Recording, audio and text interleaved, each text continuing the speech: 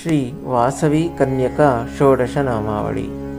ॐ सौभाग्यजनन्यै नमः। ॐ मात्रे नमः। ॐ कन्यकापरमेश्वर्यै नमः। ॐ विष्णुवर्धनमर्दिन्यै नमः। ॐ वासव्यै नमः। ॐ सर्वमङ्गलायै नमः।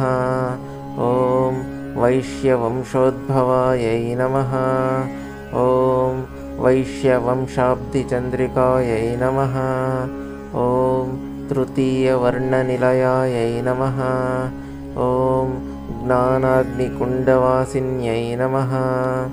ॐ पेनुकुण्डापुरवासायै नमः। ॐ विरूपाक्षसहोदर्यै नमः। ॐ वैवाहमण्डपस्थायै नमः। ॐ बालनगरसुप्रीतायै नमः। ॐ आर्यवैश्यप्रपूजितायै नमः। ॐ श्रीमत्कन्याशिरोमण्यै नमः। इति श्री वासवी कन्यका षोडशनामावली सम्पूर्णम्।